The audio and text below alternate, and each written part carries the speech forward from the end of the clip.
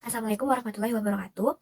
Hai, sebelumnya perkenalkan nama saya Nur Fadila dari kelas 2C jurusan Sosiologi. Pada kali ini saya akan menjelaskan sedikit mengenai penelitian pedagang kaki lima pada kawasan trotoar atau jalan raya, utamanya pada daerah penelitian kawasan Ancaya Kencana.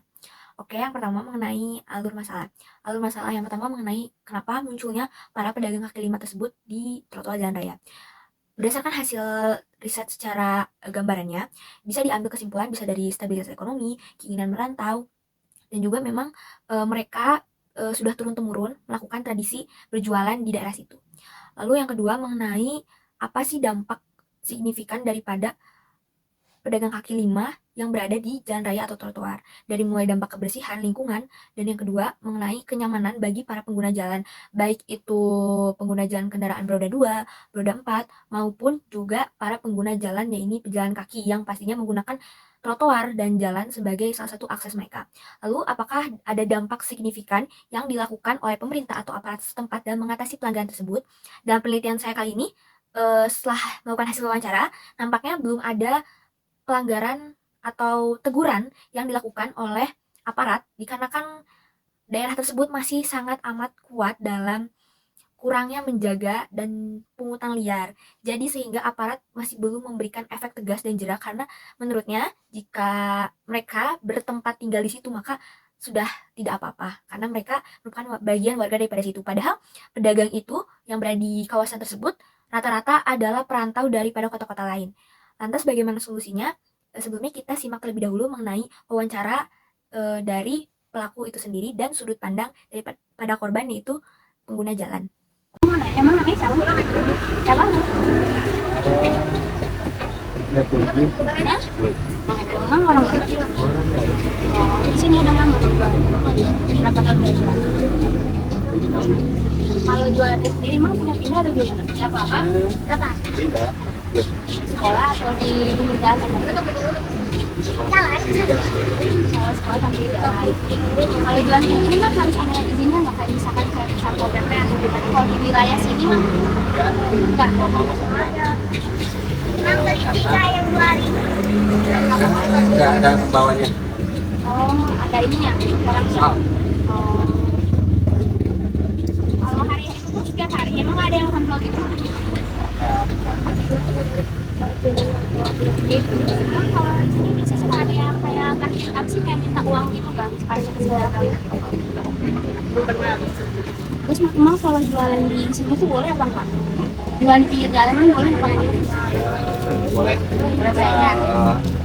Asal mengerti. Menurut apa nih? Ya kalau di jalan jangan buang sampah. Nah kan tadi ngebahas sampah, kata Mang sendiri asalkan ini kan kotorin. Gimana sih Mang ngelola sampah di sini? Di apa namanya? Dikarungin aja. Mang diarin, Kulit lah. di beres-beresin.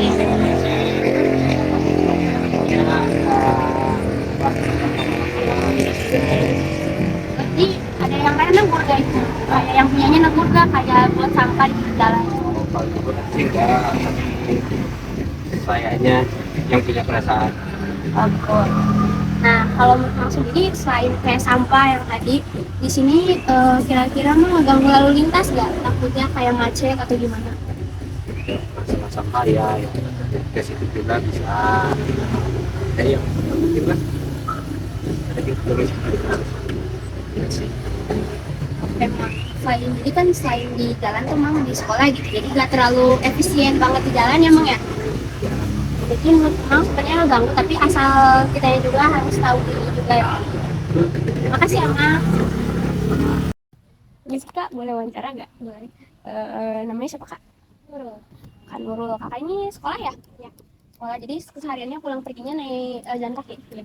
Boleh nanya nggak Kak? Kan di sini banyak banget ya bisa dilihat pengguna jalan yang jalan kaki tapi di sini banyak banget PKL-nya. Menurut Kakak sendiri PKL di sini mengganggu nggak Kak?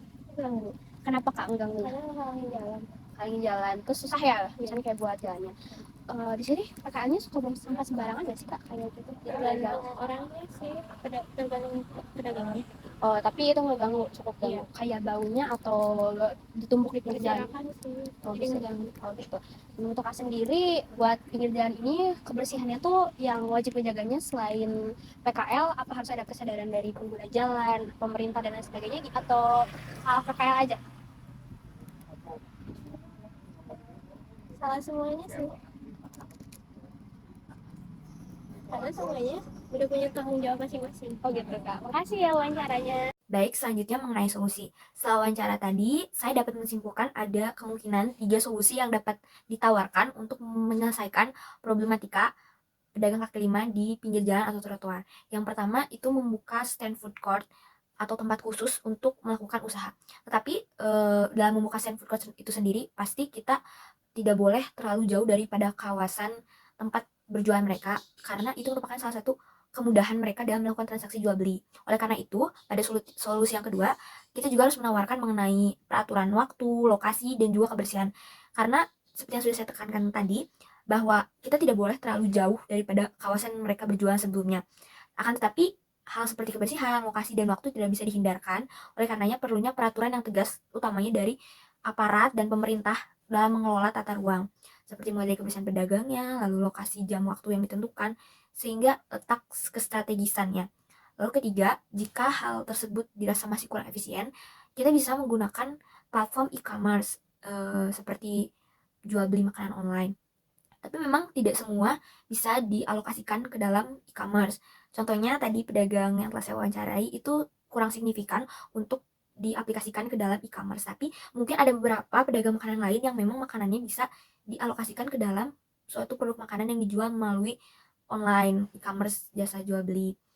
Tapi untuk pedagang non makanan seperti pakaian dan lain sebagainya, mungkin memang seharusnya lebih baik dijual melalui e-commerce dibandingkan dijual secara langsung di pinggir jalan raya, karena mereka memakan cukup banyak tempat dan space di jalan raya, sehingga memang perlunya alokasi kepada e-commerce. Jadi lebih cocoknya itu hanya untuk food court makanan, tapi harus ada pengawasan dan tempat tertentu yang telah ditentukan pemerintah agar tata ruang dan mata pencaharian mereka tidak terputus. Mungkin sekian saja solusi yang mungkin saya bisa sampaikan. Terima kasih atas perhatiannya. Wassalamualaikum warahmatullahi wabarakatuh.